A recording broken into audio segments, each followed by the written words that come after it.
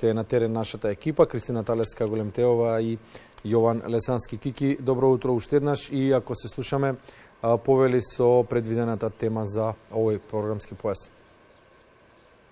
Добро утро, Панко. До тебе второ линковско вклучување ово утро, тема здравство. Всушност, темата на која што ќе разговараме со нашата соговорничка ја вовед во темата дава последниот извештај глобален на УНИЦЕФ, во кој се опфатени 55 земји во светот, а Македонија по бројот на невакцинирани деца е на врвот. Која е причината за овие бројки COVID-19, деинформираноста или се погласните антивакцинални кампањи?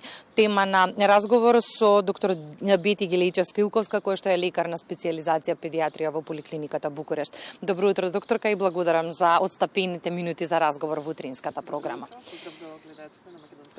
Ајде да го започнеме и така разговорот. Имаме поразителни статистики. Навистина Македонија го дели второто место со Киргизстан и Босна и Херцеговина на оваа негативна ранг листа. Која е причината за овие бројки, докторка? Така, да. Причината за овие бројки се, сепак социјалните мрежи, антивакциналните кампањи, кои што се на прво место, во однос на дезинформации кои што се шират меѓу граѓаните за да не ги вакцинираат своите деца.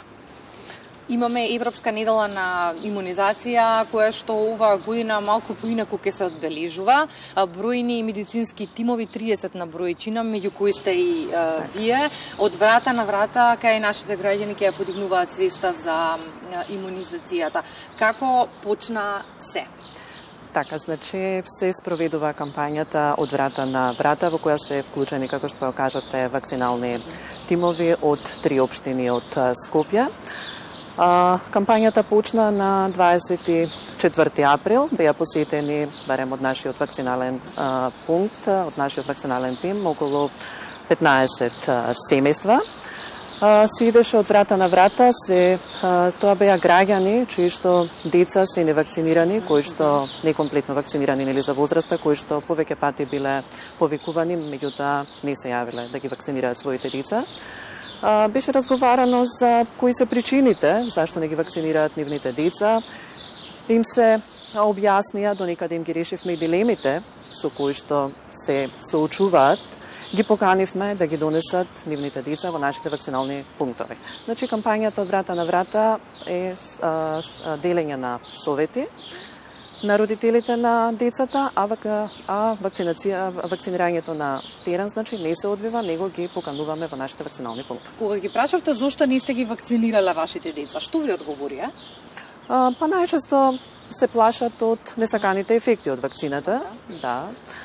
Тоа што го слушаат го се шири по социјалните мрежи од антивакциналните кампањи, али сепак ние сме тука да им како стручни лица да им покажеме дека вакцините се ефикасни, се безбедни, дека несаканите реакции скоро и да ги нема или се многу благи и дека да не се плашат, да ги обезхрабриме, да дојдат и да ги вакцинираат своите деца. Ви поставуваа ли дополнителни прашања? Што најчесто ги интересираше покрај безбедноста на вакцините? Така, да. Несаканите реакции, како што ви кажав, зашто се даваат во толку рана возраст, зашто понатаму поврзаноста многу актуелно на вакцината за мали сепаници, заошки и рубеола со аутизмот. Така. Во моментов сме во поликлиниката Букурешт, каде што и вие работите. Каков е овде опфатот на вакцинирани деца?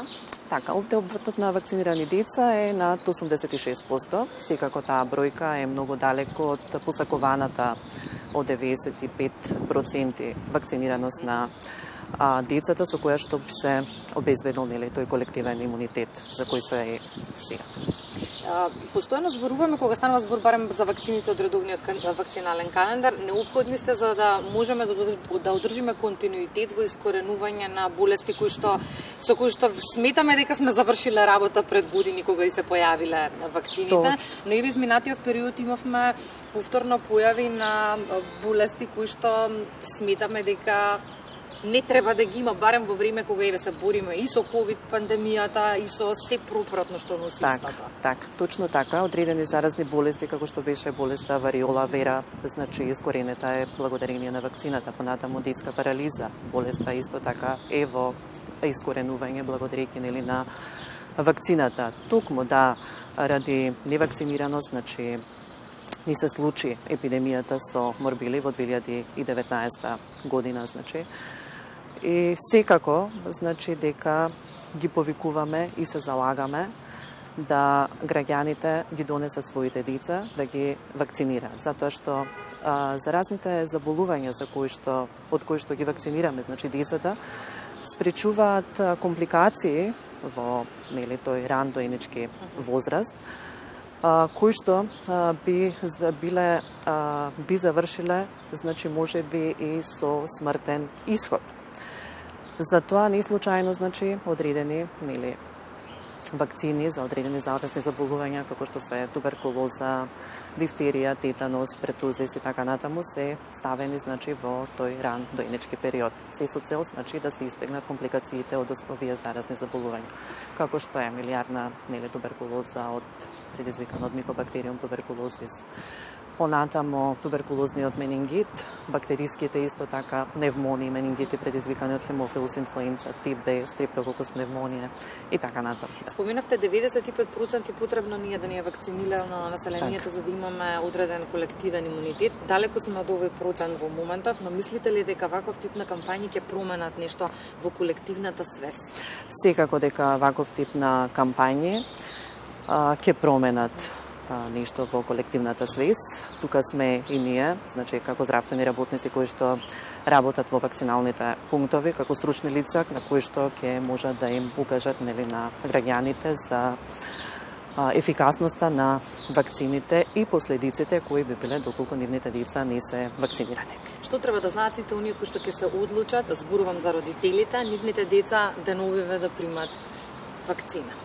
Да, ги повикувам јас сите граѓани да си ги донесат своите деца, значи во нашите вакцинални пунктови.